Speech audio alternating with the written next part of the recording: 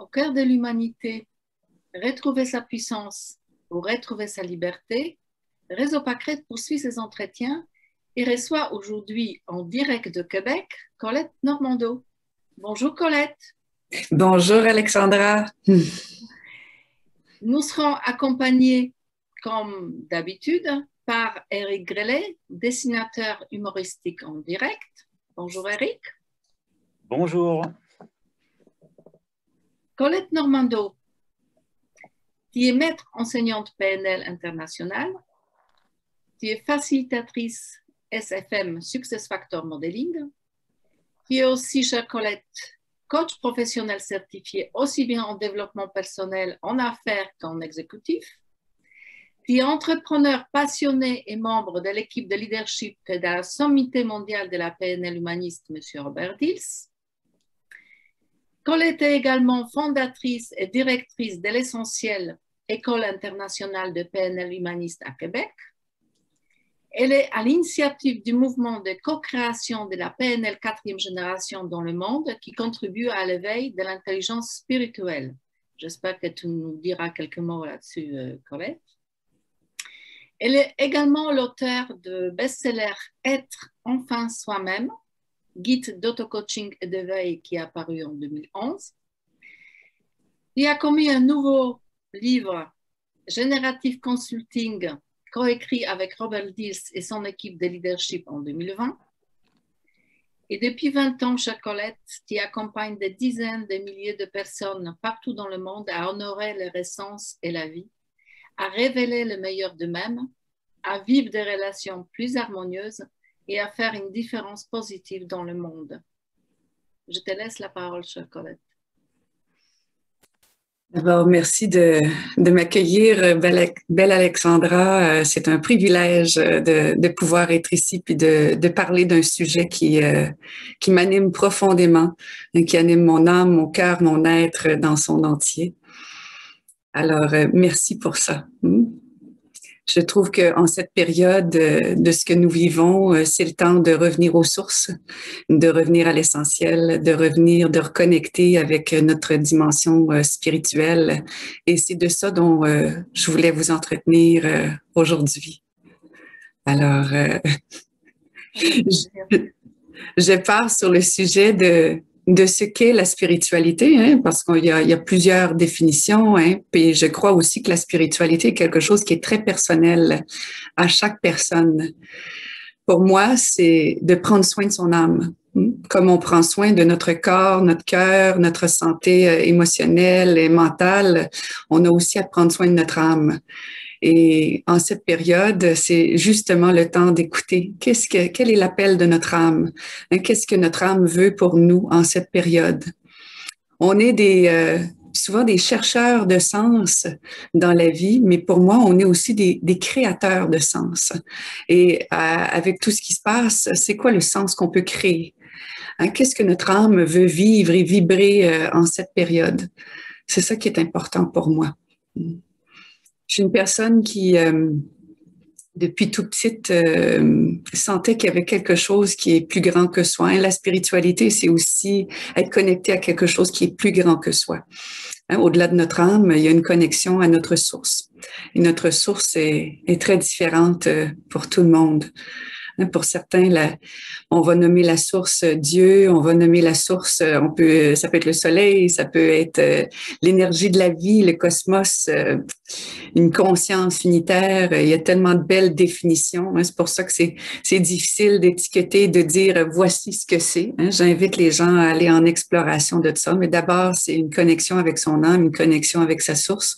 Pour moi, ma source, c'est une source d'amour inconditionnel. Et je crois que cet amour-là est quelque chose qui peut guérir à tous les niveaux de l'expérience humaine, aider à nous réunir intérieurement, aider à nous réunir aussi comme collectif et nous aider à grandir et cheminer là où on a à cheminer. Pour moi, c'est d'être éveillé en conscience. Pour moi, le mouvement tu as nommé tantôt que j'étais à la tête du mouvement de la 4e génération de la PNL. Alors, la PNL existe depuis déjà plus de 40 ans, 45 ans.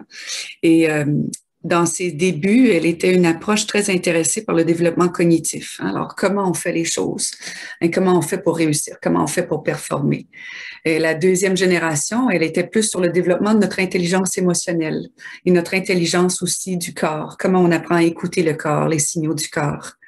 Et la troisième génération qui est arrivée dans les années 90 était une approche qui était plus sur l'intelligence du chant, en fait, une connexion avec le chant. Elle était basée sur les relations. Alors, l'intelligence relationnelle. Alors, première génération, c'est la tête. La deuxième génération, c'est le cœur et le corps. Et la troisième génération, c'est ma connexion avec les autres et la relation avec les gens, l'intelligence sociale et systémique. Et la quatrième génération qui est venue à moi comme une vision, c'était de développer notre intelligence spirituelle. Alors, comment on peut arriver à développer cette habilité à concevoir la vie sous toutes ses formes? Alors, c'est de nous amener à un niveau de conscience qui inclut toutes les dimensions de l'expérience humaine, tant le corps, le cœur, la tête, la relation, mais nous amène aussi dans une relation avec quelque chose qui est encore plus grand que juste la relation avec toi et moi. Alors, cette intelligence spirituelle, pour moi, c'est une clé importante dans l'évolution de notre humanité. Si tout le monde prenait le temps d'éveiller cette forme d'intelligence à l'intérieur de nous, je crois qu'on pourrait retrouver un monde où on aurait le goût d'appartenir. Un monde où les gens vivent en conscience, éveillés, unis, dans le cœur, dans la paix, dans la liberté d'être.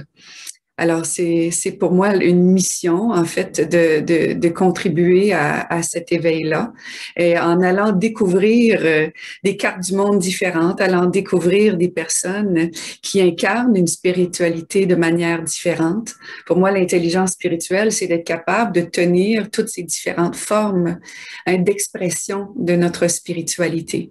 Alors, plus on est capable d'accueillir ces différentes formes-là, plus on est capable d'être bien. L'intelligence spirituelle, c'est aussi une capacité à être pleinement aligné et congruent avec qui l'on est, avec nos valeurs. On incarne nos valeurs au quotidien. Peu importe les défis que la vie nous lance. Des fois, on a des petits travers. La vie nous lance, comme la dernière année, des beaux défis. Mais comment on peut rester aligné sur notre essence, sur notre être, nos valeurs, notre âme? C'est pour moi un autre signe d'intelligence spirituelle. Une autre façon d'exprimer l'intelligence spirituelle, c'est d'être capable de voir tous les liens et l'interconnexion entre tout. Alors, l'interconnexion entre moi et ce qui se passe dans l'univers. L'interconnexion entre toi et moi. On n'est que des miroirs de l'un l'autre. Alors, j'aime bien... en fait, ça me fait penser à une expérience que j'ai faite et je crois que tu la connais, ma belle Alexandra. Un jour, je voulais confirmer la puissance de notre connexion et de notre impact, l'impact de notre énergie. Alors, un jour, j'ai fait une expérience avec du riz, inspirée du docteur Emoto. Et le docteur Emoto, il a fait des expériences sur l'eau. Et il a pris des photos de cristaux d'eau. Et selon l'état intérieur dans lequel on se retrouve, on influence les cristaux d'eau. Alors, quand on est porteur de paix, d'amour, on peut prendre des photos des cristaux d'eau et ils sont d'une beauté incroyable. Quand on est dans un état où on est... déprimés, dans tous nos états négatifs, néfastes, ben, les cristaux d'eau étaient comme le chaos.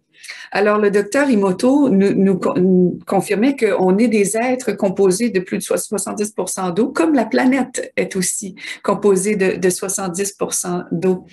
Alors, notre état intérieur est connecté à l'état extérieur qui est autour de nous.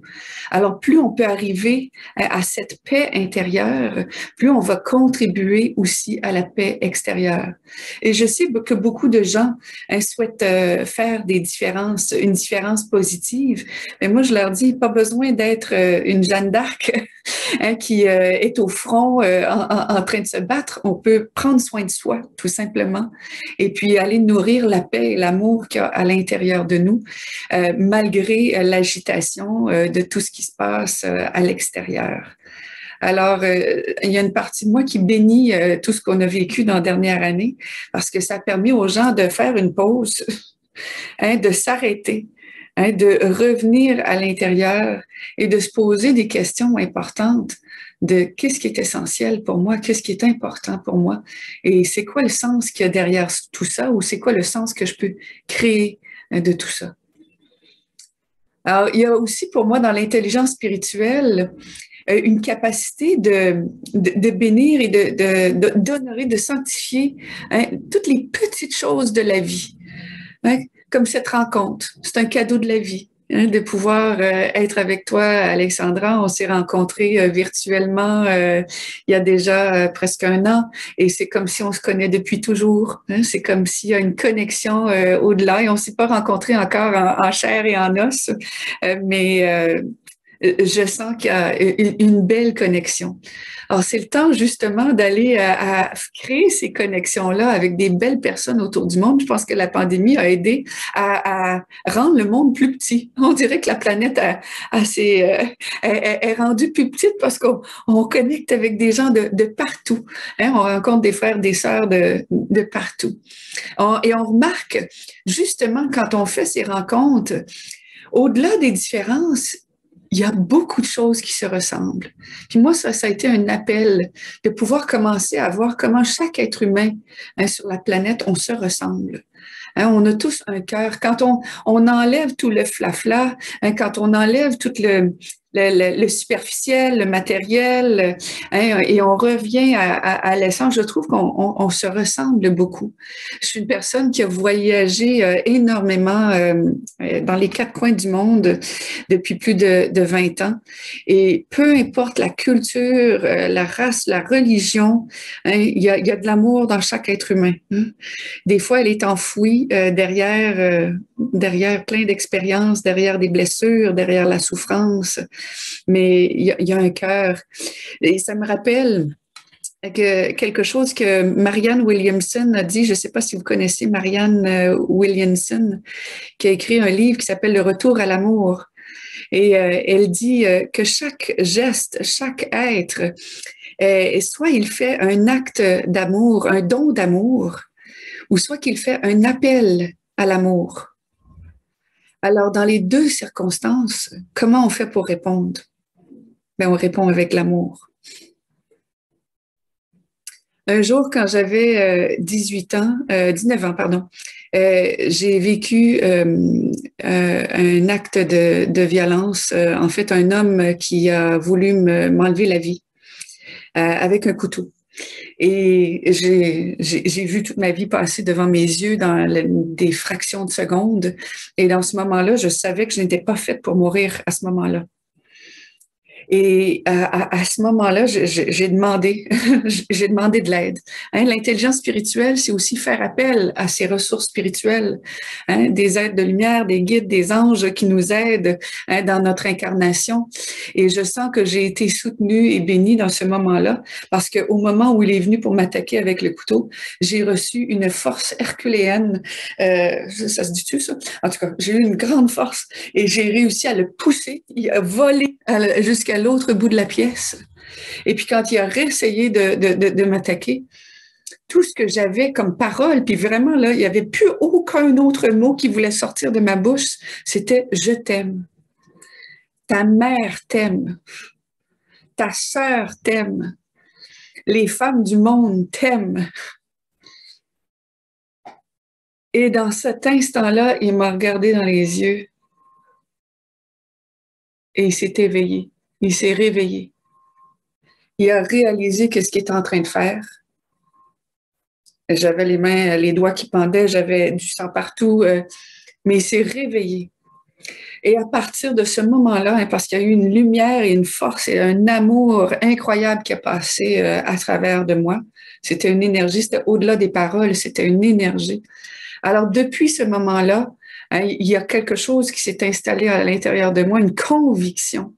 Hein, que la clé, c'était l'amour, j'en parlais tantôt. Hein, que malgré l'atrocité de ce qu'on voit, de ce qu'on vit, quand on reconnecte avec cette puissance de l'amour, ça apporte un changement et peut aider à éveiller des gens. Mais ça demande, ça demande une intervention divine. Puis ben, depuis ce temps-là, je travaille dans ma partie humaine à installer, à intégrer cet amour-là inconditionnel, peu importe la personne qui se retrouve devant moi. Alors, je crois foncièrement que ça va contribuer à l'éveil des gens et de l'humanité. J'ai eu d'autres moments, des expériences dans ma vie qui m'ont aussi confirmé qu'on n'était pas tout seul, qu'il n'y a pas juste un corps ici, il y a une connexion avec quelque chose qui est éternel, qui est infini. Et pour moi, notre âme n'a pas d'âge.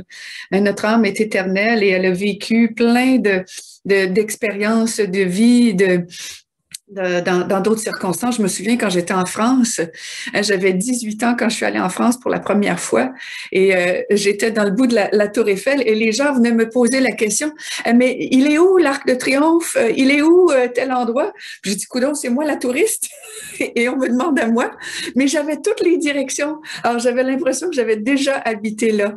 Hein, des fois, notre âme se reconnaît. On rencontre des personnes, il y a une connexion instantanée. C'est comme si on se connaît. Alors pour moi, notre âme a déjà évolué ensemble dans une dimension ou dans une vie terrestre ici.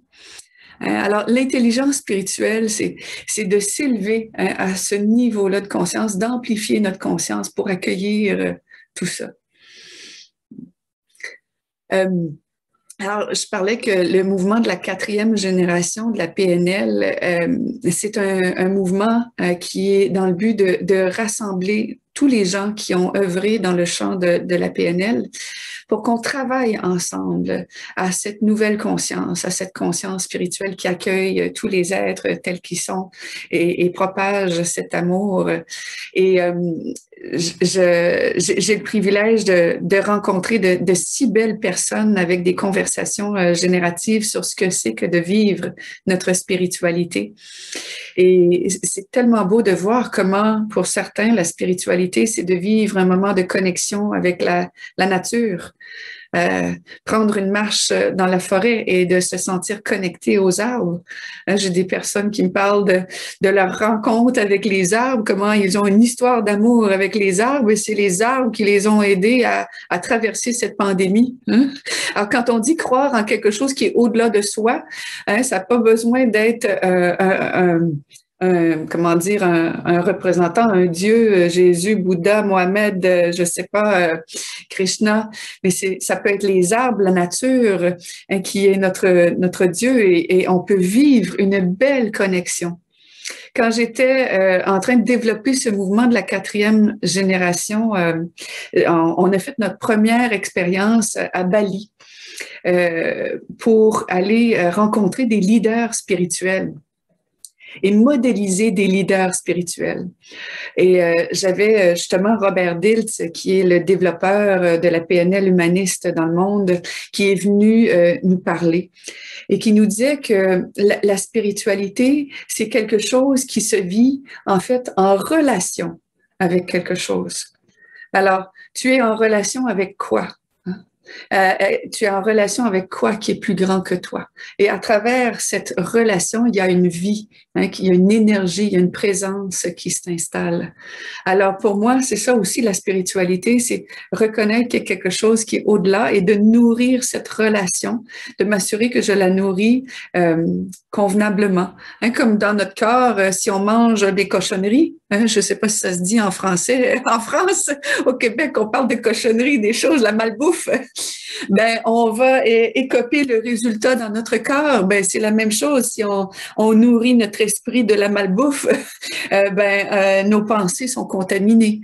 Alors, comment on veille à nourrir une belle relation avec la vie? Et puis, ben, pour ça, c'est beaucoup de baigner dans la gratitude, hein, de tout ce qui est autour de nous, hein, comme je disais tantôt, de bénir des petites choses aussi simples, hein, que ce soit de prendre une gorgée d'eau de remercier la vie pour cette eau et tout le travail qui a été fait pour que cette eau se rende jusqu'à ma bouche.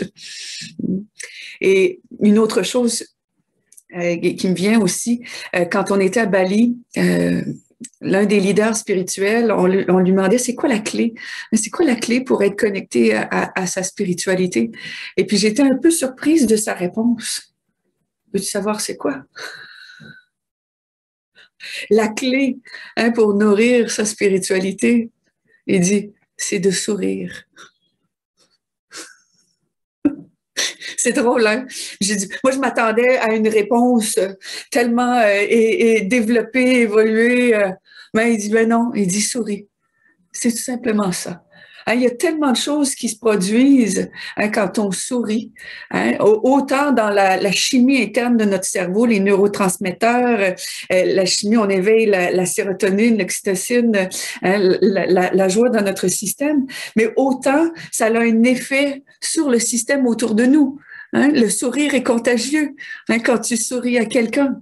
Et puis, ben, moi, je m'amuse à me promener dans la rue. Ben, aujourd'hui, les gens ils vont dire, mais comment on peut faire pour sourire derrière le masque? Comment on peut faire pour... Mais le sourire aujourd'hui, on apprend à calibrer, on apprend à voir le sourire qui émane de nos pores. On peut voir des pores qui sourient, on peut voir les yeux qui sourient, on peut voir des oreilles qui sourient, on peut voir une posture qui sourit. Alors, on est en train de développer mille et une façons de sourire au-delà qu'avec notre visage. Alors, pour moi, dans ces moments-là, c'est là où l'humanité retrouve sa force d'être. Parce que plus on sourit, plus l'énergie aussi revient. C'est ce que j'ai remarqué. Tu m'avais envoyé des belles questions avant cet entretien et tu me demandais comment la spiritualité te donne de la puissance et éveille une force à l'intérieur de toi. Moi, j'ai des petites pratiques spirituelles à tous les jours. Je prends le temps de méditer, de respirer. Là, je parle beaucoup sans cesse, mais j'aime bien le silence. Et de retrouver le silence cristallin, le silence pur, le silence dans la tête, le silence dans le cœur, le silence dans le corps, cette paix immuable à l'intérieur de moi. Pour moi, il y a quelque chose de très, très puissant de s'offrir des moments comme ça où il n'y a plus je fais des petits signes comme le cerveau, le mental qui arrête pas, ou le hamster qui tourne à 100 000 à l'heure, mais quand on dit, ben, va prendre une petite vacance, là, va sur ton hamac, va te reposer, je suis dans le ici et maintenant, dans la conscience. Je suis aussi en train de bénir, je crois que l'amour, c'est pas juste d'avoir de l'amour pour les autres, mais c'est de l'amour pour soi, pour son corps. Alors, à tous les jours, je dis merci. Je dis merci à ce corps, à cette enveloppe, même avec toutes ces imperfections, cette enveloppe qui m'aide à incarner mon âme.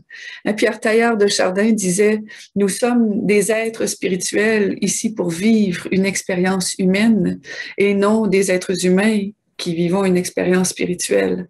Alors pour moi, on est déjà un être spirituel, une âme qui s'est incarnée dans un corps. Notre corps est notre véhicule et on a à prendre soin de ce corps-là, pas juste dans l'alimentation, dans le sommeil, dans l'eau, mais aussi dans l'affection qu'on porte envers ce corps. Des fois, je vais me faire des massages et puis je m'assure toujours d'avoir quelqu'un qui porte cette énergie d'amour inconditionnel, pour que toutes les petites cellules de mon corps soient remplies de cet amour-là.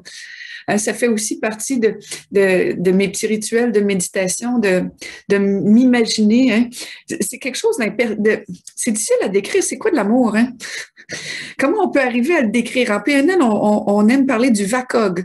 Le VACOG, c'est les 5 sens. C'est le visuel, l'auditif, le kinesthésique, l'olfactif, le gustatif. C'est à travers nos 5 sens qu'on se représente la vie. Et quand on parle de choses qui sont intangibles, invisibles, des fois, c'est des concepts difficiles à s'approprier, comme la spiritualité, comme l'âme, comme l'amour. La lumière, c'est difficile de se l'approprier parce qu'on ne se donne pas une représentation. Alors, moi, j'invite quand on veut se reconnecter, puis quand je me reconnecte à l'amour, ben, je donne une représentation avec mes cinq sens. Alors, qu'est-ce que je vois? Comment je le vois? Alors, pour moi, c'est quelque chose, c'est blanc, mielleux, comme du lait cotonneux, mielleux. Ah, tu sais, là, on a une représentation, puis c'est quelque chose qui rentre et puis qui enveloppe, et puis il y a une chaleur, il y a une présence qui vient et qui fait toute la tête aux pieds. En PNL, on a un exercice qui a été développé par Stephen Gilligan et Robert Dilts, qui s'appelle les trois cerveaux. Et j'adore, c'est un petit rituel que je fais à tous les jours pour m'aider à vibrer puis m'amener à une fréquence élevée en cette période. Et l'exercice des trois cerveaux passe, on a le cerveau cognitif. Comme je vous disais, la PNL première génération était sur le cerveau cognitif. Le deuxième cerveau, c'est le cerveau somatique, le cerveau du corps. Et le troisième cerveau, c'est le cerveau du champ. Donc, c'est d'émaner cette énergie autour de nous. Alors, je fais un petit rituel pour définir, d'abord dans la technique, c'est on définit avec le cerveau qu'est-ce qu'on veut. La tête veut toujours savoir, qu'est-ce que tu veux? Alors, si je décide un jour, ben aujourd'hui, je veux vibrer de l'amour, ben je décide, je veux de l'amour, et au lieu de dire je veux de l'amour, ben je décide, je suis l'amour. Alors, je formule avec ce qui fait une formulation un petit peu particulière. Je suis l'incarnation de l'amour. Je suis l'amour. Et là, je me mets à imaginer, alors je réveille mon deuxième cerveau. Alors, si cet amour-là était présent dans mon corps, ben là, c'est quoi justement avec les cinq sens, comme je vous disais, le visuel, l'auditif, le kinesthésique, l'olfactif, le gustatif, comment tout ça viendrait se manifester dans mon corps? Hein? Alors, les gens qui écoutent, là, si vous voulez faire le petit exercice, ça pourrait être quelque chose d'intéressant, mais je ne vous guiderai pas tous, parce que je ne sais pas ce que vous êtes en train de choisir comme qualité, comme ressource, comme chose qui serait utile pour vous. Hein. Des fois, il y en a qui ont besoin d'incarner le calme, qui ont besoin d'incarner la paix. Alors, on formulerait « je suis la paix » ou « je suis le calme ». Tu me fais penser, je me fais penser, pas toi, mais je me fais penser à une fois, je présentais cet exercice dans un groupe et je leur avais fait une démonstration et j'avais choisi la paix. Je suis la paix. Et j'avais vibré tellement la paix dans toutes mes cellules. La paix n'a pas la même vibration que l'amour. Hein? Alors, c'est pour ça que c'est très intéressant de voir toutes les subtilités dans l'énergie que chacune de ces ressources dégage. Et je m'étais tellement mis à vibrer la paix. Le troisième cerveau, c'est le cerveau du champ. Alors, j'ai imaginé que j'envoyais dans le champ, j'envoyais dans l'espace autour de moi, j'envoyais de la paix partout, dans toute la classe. Et puis, je voyais ça là, remplir toute la province, je voyais ça remplir tout le pays, je voyais ça remplir, traverser l'Atlantique, se rendre jusqu'en Europe, traverser et remplir tout le globe. Ben, imaginez-vous, pas même 3 minutes après, je recevais un courriel du directeur du Centre de la paix à Paris. Et la personne m'écrit, il dit « Madame Normando, je viens de tomber par hasard sur un article que vous avez écrit sur les croyances et sur le leadership et je trouve ça très inspirant. Et je voulais juste vous dire que merci d'avoir partagé cette information. Alors, et c'est signé directeur du Centre de la paix à Paris. Alors, c'est un organisme. Et j'ai trouvé la coïncidence tellement belle et magique. Albert Einstein, il disait les synchronicités, le hasard, le hasard n'existe pas. Il disait le hasard, c'est Dieu qui se promène incognito. Alors, j'ai toujours aimé cette citation. Je trouvais que c'est un petit signe, un petit clin d'œil de la vie, qu'on est connecté et qu'on est capable d'avoir un effet et un impact. Même quand on est chez nous, dans notre espace, dans notre petit bureau, il y a quelque chose qui peut se propager, puis aller au-delà. Bon, alors des fois, ça prend de la pratique. Des fois, il y en a qui disent « Comment on arrive à cette puissance-là? » Ben, c'est Des fois, pas toujours la première fois. Hein? Ça prend de la pratique, ça prend de la pratique. Puis on peut commencer avec juste des états internes utiles pour moi. Là, le calme en ce moment, là, si les gens sont stressés dans leur tête, là, revenez à reconnaître, ça serait quoi la signature énergétique de cette chose que vous voulez, hein, qui serait bon et utile pour vous. Alors, cet petit exercice, 3 cerveaux, on décide qu'est-ce qu'on veut, hein, on devient ce qu'on veut, je suis, on le formule comme ça, on réveille les 5 sens, on imagine la couleur, hein, c'est quoi le ton de la voix aussi quand je dis je suis l'amour, je suis la paix, je suis centré. Et on a besoin de s'entendre, notre système a besoin d'entendre, hein, le son de notre voix qui dit ce qu'on veut, hein, être et ce qu'on est. Et après ça, le ressenti, hein, le kinesthésique, c'est tout le senti de cette ressource-là. C'est-tu chaud, c'est-tu froid, c'est-tu électrique, c'est-tu... Puis à quel endroit dans notre corps? Et l'odeur, et si l'amour avait une odeur, ça serait quoi? Et si l'amour avait un goût, ça serait quoi? Alors, on détermine toutes ces choses-là et on s'imagine le vivre et l'incarner pleinement. Et après ça, on dégage dans le 3e cerveau, qui est le cerveau du chant. Alors ça, c'est des exemples d'outils qui ont été développés dans la 3e génération de PNL, mais qu'aujourd'hui, on est capable d'amener ça à la 4e génération pour pouvoir toucher, hein, l'ensemble de la planète. La 3e génération, c'était l'interaction entre toi et moi.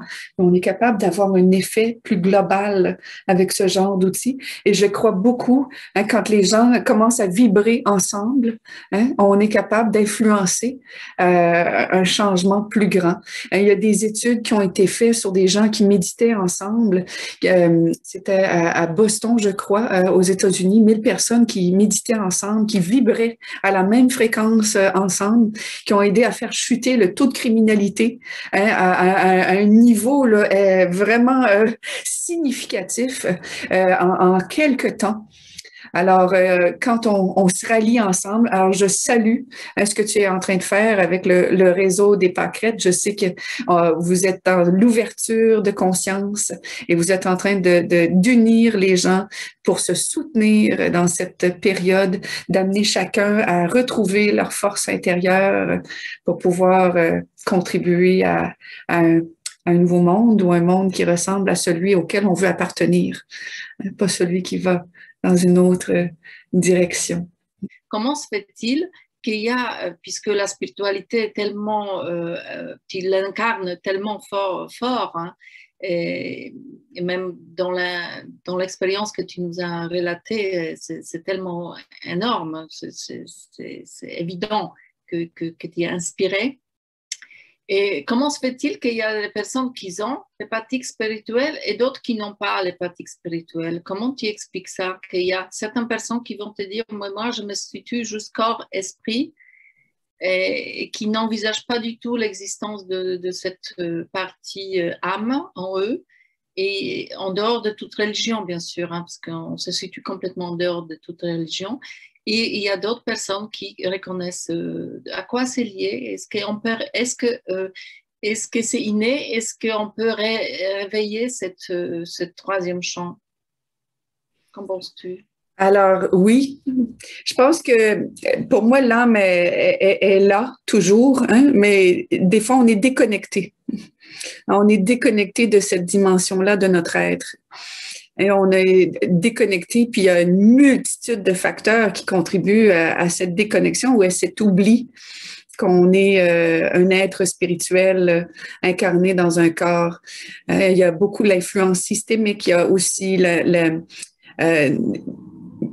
il y a notre glande pinéale, des fois, est calcifiée. Je ne sais pas si vous avez déjà entendu parler de la glande pinéale, qui est un peu comme notre antenne hein, qui nous connecte et qui nous relie. Mais des fois, elle est calcifiée. Donc, on perd cette connexion. C'est comme s'il y a de la friture sur la ligne. Hein? Alors, cette connexion est quelque chose qui est plus grand que nous, hein, et se perd. Alors, je crois que des fois, certains ont peut-être juste perdu cette connexion-là, mais qu'est-ce qui va aider à la réveiller? Ben, Il y a plusieurs facteurs. Pour moi, ça va toujours être l'ingrédient de l'amour. C'est l'ingrédient essentiel qui peut aider à... Alors, je vais aimer ces gens-là autant que possible dans leur âme pour aider à ce que la connexion se refasse. Mais je crois aussi que la personne, elle a son bout de chemin à faire dans cette vie. Hein. En PNL, on parle, qu'est-ce qui fait que les gens changent ou s'éveillent? C'est qu'on atteint une masse critique. On atteint un niveau par les expériences de notre vie où on fait on atteint une masse critique qui est un point de bascule. Et qu'est-ce qui nous amène à atteindre cette masse critique-là de changement ou d'éveil, de conscience? C'est soit l'intensité de quelque chose, ou soit j'ai répété assez d'expériences dans ma vie qui n'allaient pas dans le sens de ce que je voulais. Alors, je crois qu'avant qu'on arrive à cette masse critique-là, en fait, des fois, la pandémie, là, pour plusieurs, ça a été quelque chose de tellement intense que ça les amène à ce point de bascule, à cette masse critique-là, et ils sont en train de se reconnecter. Ils sont en train de se reconnecter à quelque chose qui est plus grand qu'eux. Alors, beaucoup de gens ont fait un retour à l'essentiel dans cette dernière année. Puis ben, il y en a d'autres que ils ont juste pas encore assez vécu, assez d'expérience, et ça va passer par la répétition. Hein, la répétition, je crois. Moi, j'aime garder espoir d'un monde où tout le monde pourra se retrouver dans cet éveil de conscience et cette connexion à cette dimension-là. C'est plus utile pour moi de nourrir ça que de nourrir qu'il va toujours avoir des gens qui ne le sont pas. Alors, je veille toujours, comme je vous disais tantôt, qu'est-ce que je nourris dans mon esprit. Même si je nourris quelque chose qui peut-être se fera pas dans mon incarnation, peut-être que c'est quelque chose qui va exister dans 1000 ans, je le sais pas. Mais c'est plus utile pour moi de nourrir ça que de perdre la foi ou de perdre l'espoir. Ça me fait penser à une petite histoire sur les 4 chandelles. Je ne sais pas si tu connais l'histoire des 4 chandelles. Non? Non, mais j'aime bien les histoires. Les petites histoires. Alors, c'est 4 chandelles qui se retrouvaient ensemble. Et la première, c'était une chandelle de la paix. Et elle dit, moi, je pense que je vais m'éteindre parce que il n'y a plus de paix autour de moi. Alors, je pense qu'il est à mon tour de m'éteindre. Et elle s'est éteinte. Et la deuxième, c'était la chandelle de l'amour. Et l'amour commençait à regarder autour d'elle, lui disait, ah, mais il y a plus grand amour autour de nous. Et la troisième, c'était je me souviens plus c'était quoi la troisième, mais je vais l'appeler le courage. Puis, il me semble qu'il manque de courage auprès des gens. Alors, elle voyait qu'il n'y avait plus de courage, donc elle s'est éteinte. Puis, il y avait une dernière petite chandelle, toute petite, qui s'appelait espoir. Et la chandelle de l'espoir, elle a regardé autour. Mais elle a dit, tant que moi je reste allumée, moi je peux toujours aller vous rallumer. Courage, amour et paix. Alors, moi je vais rester allumée. Alors pour moi, je suis dans ce mode-là de nourrir l'espoir. Parce qu'avec ça, on peut rallumer la paix, l'amour, la liberté, la joie, la créativité, le courage, la force, la puissance de la vie. Alors je préfère nourrir ça, peu importe comment sombre ça est, c'est à l'extérieur. Une autre métaphore, tu peux être dans une pièce noire, mais tu fais ouvrir juste une petite craque, juste un petit peu la fenêtre ou la porte pour laisser rentrer la lumière. Heureux les fêlés, il laisse rentrer la lumière. Je me souviens plus, Leonard Cohen qui avait dit ça.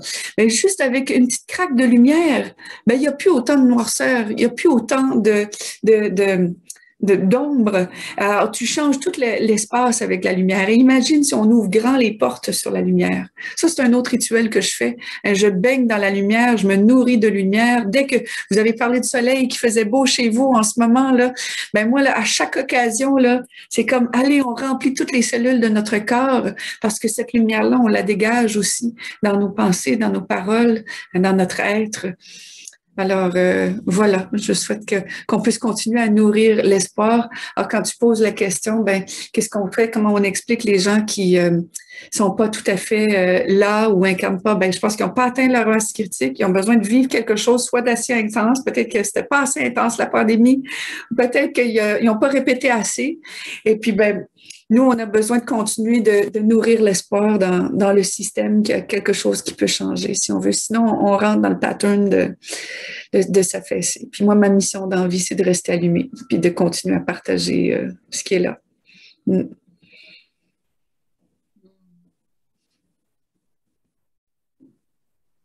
Ça mérite un silence. Mm.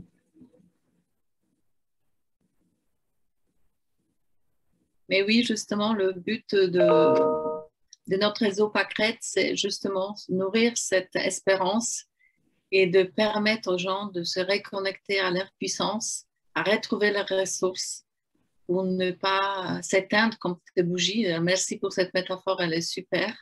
Et justement, et tant qu'il y a l'espoir et l'espérance, on peut encore allumer d'autres bougies. Et on voit tellement de personnes autour de nous qui s'éteignent malheureusement, ou qui même s'éteignent violemment. Et comment justement nous pouvons jouer ces rôles de cette bougie, dernière bougie d'espoir qui permet aux gens de ne pas s'éteindre et rester allumés. C'est l'objectif de ces entretiens, il est là. C'est-à-dire réunir les personnes qui peuvent rester allumées, qu'eux, ils sont allumés comme ces bougies d'espoir et qui peuvent diffuser leur lumière et rallumer peut-être d'autres bougies qui se sont éteintes. Merci pour cette métaphore, vraiment. Je pourrais peut-être compléter avec un petit exercice que je guide. Avec plaisir. Hein? Parce que tu me demandais aussi comment. Moi, j'aimerais que l'âme s'incarne. Hein? Ce serait le plus beau cadeau que l'âme s'incarne. Pour moi, l'âme, tu sais, à l'intérieur de nous, on a l'âme et on a l'ego. Ça, c'est une autre façon de le décrire. Hein? Les gens, peut-être, ont perdu le côté âme à l'intérieur d'eux et on nourrit davantage l'ego à l'intérieur d'eux. Notre ego est là pour notre survie, est là pour veiller sur nous. Notre ego est là. Pour moi, je suis pas du genre à vouloir me débarrasser de l'ego, mais de prendre soin. En fait, l'ego est au service de notre âme. Et comment notre ego peut nous aider à réaliser ce que l'âme veut à l'intérieur de nous. Donc, je pourrais vous faire un petit exercice pour la reconnexion avec l'âme à l'intérieur de nous. Je vois Eric qui arrive. Alors, je ne sais pas s'il veut... Juste avant l'exercice, une petite pause en dessin. Oui. Alors, il y en a 5. Ah oui. Longtemps, j'ai cherché un sens à ma vie sans succès. Alors le sens, je l'ai créé. Voilà.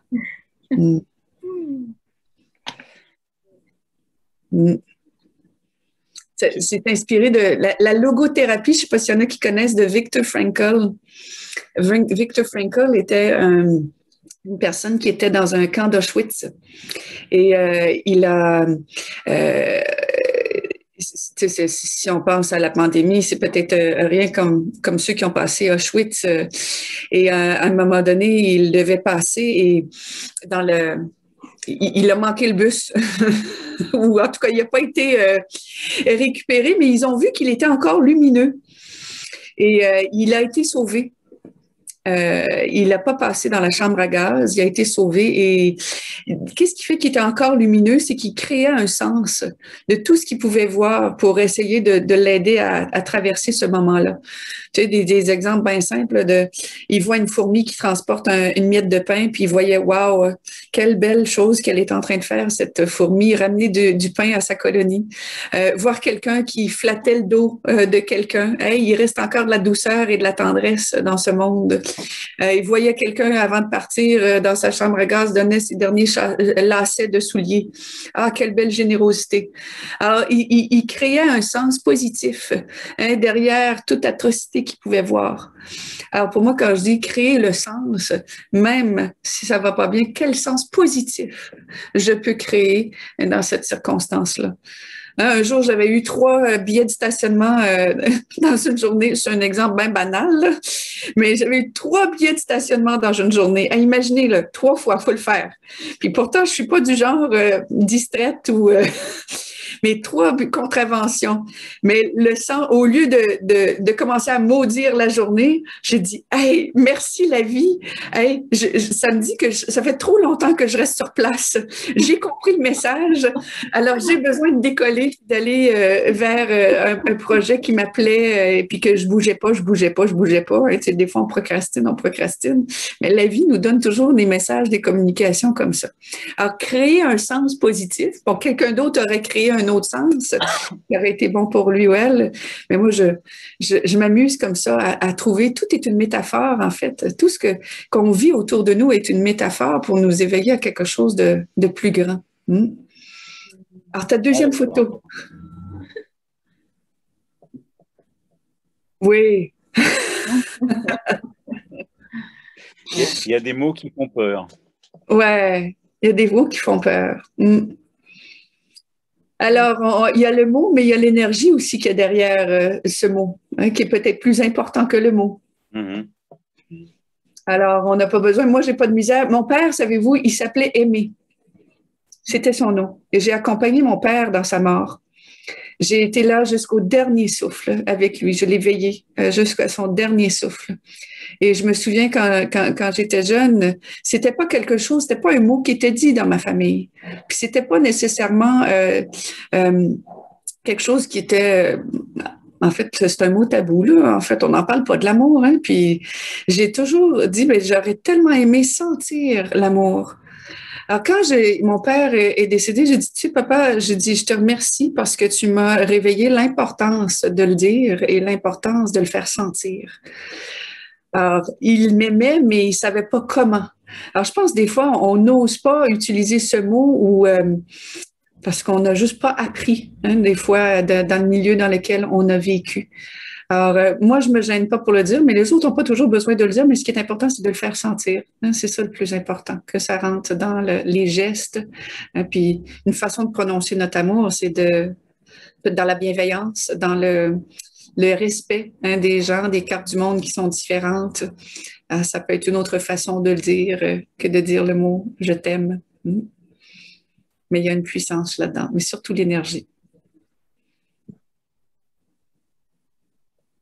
Dans la vie, souris. La vie te sourira. Mais oui! C'est mignon! On ne peut pas ne pas sourire en regardant cette image. Et alors, pour la suivante, je me suis servi des expériences de Emoto. Oui. Et à un moment donné, tu parlais du grain de riz. Oui. Donc, j'ai sorti mon microscope très rapidement et voilà les flocons de grain de riz. Oui. On voit bien et qui sont presque équilibrés. Magnifique. Ça, c'est l'amour. Et un petit dernier pour la route. Enfin, pour l'instant. Alors là, c'est une bonne excuse quand tu comprends rien. C'est pas de ma faute, c'est ma glande pinéale qui est toute calcifiée.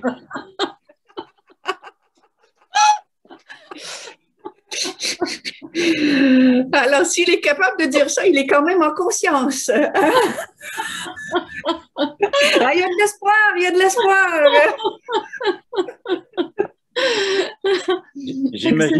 J'imagine simplement un professeur qui dit à un gamin on fera rien de toi, t'as rien compris, et qu'est-ce qu'on va faire de toi plus tard, et qui dit c'est pas de ma faute, c'est ma glande pinéale qui est toute calcifiée. J'imagine la tête du professeur qui ferait quoi?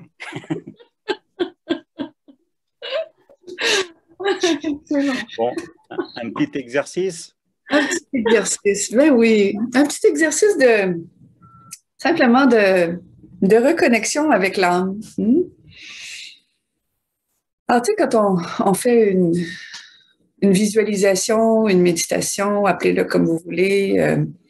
C'est toujours bien de revenir dans son centre et d'imaginer qu'on porte notre attention dans notre centre. Alors, je vais t'inviter, Alexandra et tous ceux qui écoutent, de juste reconnecter avec le centre de votre être.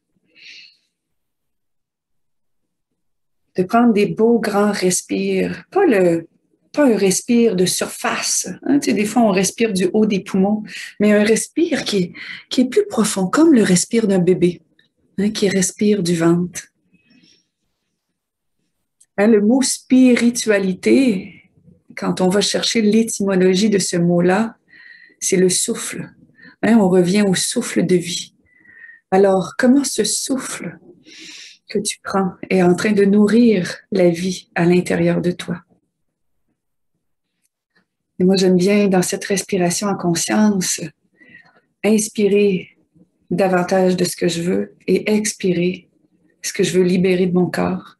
Alors, si je veux inspirer du calme, je peux imaginer que j'inspire le calme et que j'expire la tension ou l'agitation ou le stress ou la peine ou la souffrance.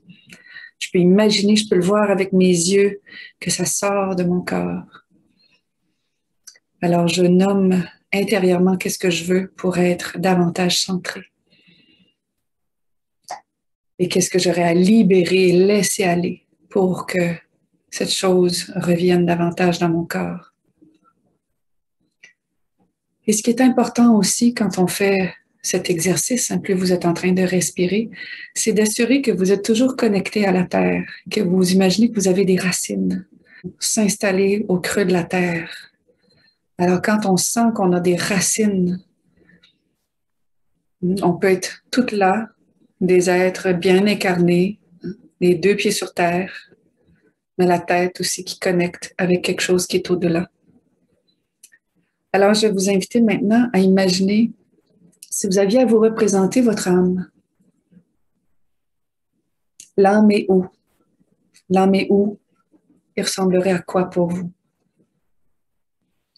Alors, dans différentes traditions, l'âme est dans le cœur. Pour d'autres, c'est dans la glande pinéale. Il y en a que c'est dans la gorge. Il y en a que c'est dans la plante des pieds. Il y en a que c'est dans les poumons. Il y en a que c'est au haut de la tête, le troisième œil. Alors, l'âme peut être placée selon votre croyance. Il y en a qui croient que l'âme, elle est tellement grande qu'elle n'a pas de place dans le corps, tellement qu'elle est belle et grande, qu'elle est au-delà de nous, qu'elle est au-delà, qu'elle veille sur nous et qu'elle envoie ses messages par les biais de la fréquence et de l'énergie. Alors, je vous invite à imaginer là où vous placez pour vous votre âme et de voir sa forme, sa couleur, si c'est au-delà de vous ou à l'intérieur de vous. Si c'est au-delà de vous, vous pouvez imaginer que l'âme, vous vous reconnectez avec et vous pouvez voir ce fil et cette connexion qui s'intensifie. Cette connexion avec ce que vous voyez, dans sa forme, dans sa couleur. Des fois, ça peut être utile d'avoir une métaphore. C'est comme un nuage, c'est comme un égrégore, c'est comme un soleil. Si c'est au-delà de vous, vous pouvez l'inviter puis imaginer que vous le rentrez à l'intérieur de vous. Si c'est déjà à l'intérieur de vous, vous pouvez imaginer que ça commence à prendre de l'expansion. Vous pouvez imaginer cette couleur, cette forme qui commence à s'étendre et remplir toutes les pores et toutes les cellules du corps, dans la neurologie, entre les nerfs, dans les muscles, dans les os. Que vous soyez pleinement habité par votre âme, la façon dont vous l'imaginez, vous la voyez, vous l'entendez, vous la ressentez. Vous pouvez sentir son énergie et sa puissance, comment votre corps devient habité. C'est plus le vide à l'intérieur, mais je sens ma présence. L'âme, la présence, pour moi, on reconnaît ces gens qui sont présents. Puis des fois, la vie nous envoie des événements où on perd la connexion avec la vie, on perd notre connexion avec notre présence. Mais on peut sentir sa présence. Et si on sentait sa présence, ça serait comment? Comment? Est-ce que c'est chaud? Est-ce que c'est frais? Est-ce que c'est léger? Est-ce que ça serait quoi la texture dans mon corps? Il faut imaginer sentir pleinement la présence du corps, de l'âme dans le corps.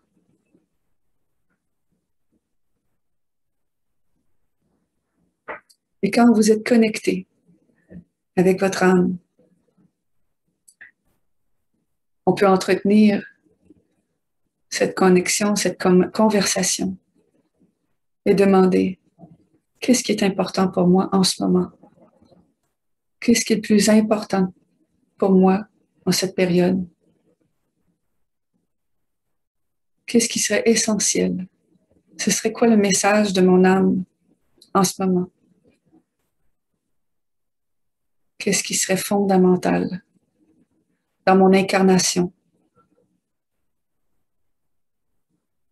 Comment puis-je honorer l'appel de mon âme en ce moment? Et les messages de l'âme peuvent venir des fois en métaphore, des fois en images, en mots, en paroles, en sensations. Les messages de l'âme peuvent aussi venir par des messagers, des choses qu'on va capter dans notre champ, des choses qu'on va voir, qu'on va entendre. Des fois, ça vient instantanément. Et d'autres fois, ça va venir dans les quelques minutes après.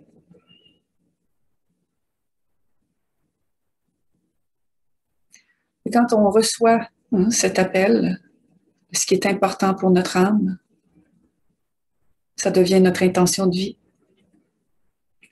Ça devient quelque chose sur lequel on a placé une attention.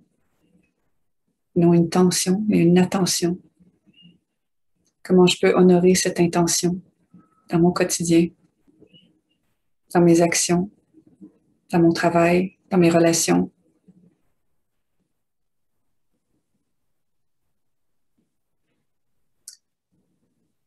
Alors, ce petit exercice de se reconnecter avec son âme, d'écouter l'appel de son âme, demande de taire toutes les interférences autour de nous et de s'offrir des petits moments comme ça, où on respire tout simplement dans notre être, et on appelle cette représentation qu'on a donnée à prendre de l'expansion à l'intérieur de nous.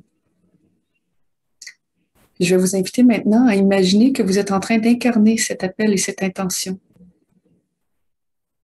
Alors, faire un petit saut dans le futur. Alors, si j'incarne pleinement cette intention, cet appel, si je me projette, ça peut être dans quelques jours ou une semaine ou un mois ou dans un an. Je fais un petit saut dans le futur pour visualiser, ça ressemblerait à quoi? Je me verrais faire quoi? Je m'entendrais dire quoi? Ça serait comment autour de moi et en moi si je suis en train d'incarner cette intention? Faire des projections dans le futur, dans ce futur qu'on veut réaliser, aide à créer les connexions neuronales dans notre cerveau et prépare notre être à cette réalité-là. Au début, la connexion est un petit chemin de terre, mais plus on nourrit cette connexion, plus elle peut devenir comme une autoroute. Alors, plus on est capable de faire plusieurs ponts dans ce futur, on est en train de le créer déjà dans notre esprit. Les choses se manifestent. Comme aujourd'hui était déjà quelque chose qui était programmé depuis un certain temps. Et le demain qu'on veut est créé maintenant.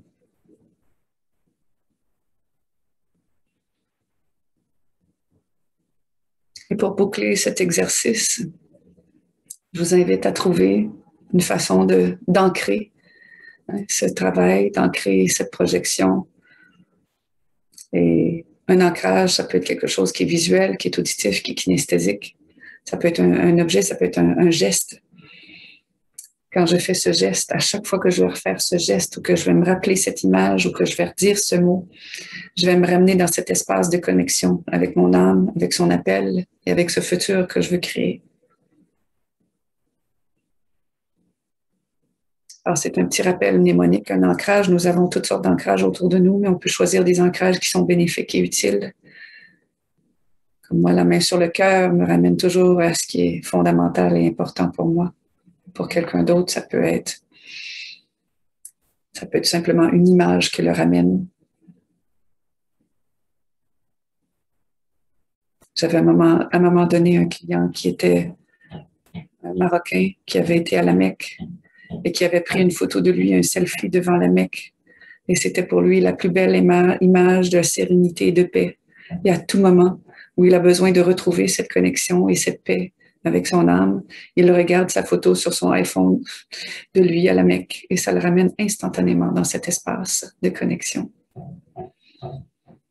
Alors, voilà le petit exercice de reconnexion avec son âme.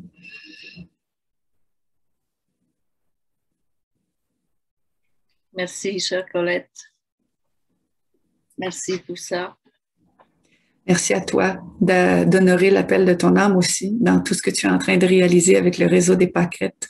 Je souhaite à tout le monde de continuer à fleurir tous les champs, partout, qu'on puisse remplir la planète de pâquerettes, créer un sens dans tout ça. Merci pour ce moment. Merci à toi, Colette. Eric.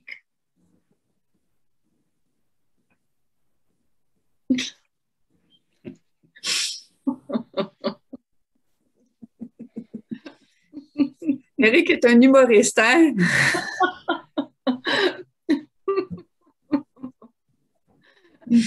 Merci, Eric, pour ton talent que tu partages, qui amène des sourires et de la joie et de la conscience. Beaucoup, beaucoup de générosité. C'est sûr. Chère Colette, j'ai pour l'habitude de laisser le dernier mot à mes invités. Veux-tu dire le mot de la fin?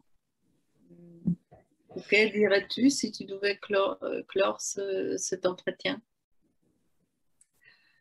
Alors, soyons, je vais prendre les belles paroles de Gandhi qui disait « Soyons le changement que l'on veut voir dans ce monde. Le changement commence par soi. » Alors, vibrons, honorons ce qui est à l'intérieur de nous, qui peut faire du bien autour de nous. Alors, je vous laisse sur ça. Merci. Merci, chère Colette, d'être venue participer à cet échange. Et merci à tous ceux qui nous ont écoutés. Merci à Eric Grelet pour ses dessins. Et n'oubliez pas, comme d'habitude, je termine sur ce mot, de fabriquer vos pâquerettes et portez-la. Merci beaucoup. À très bientôt pour d'autres entretiens.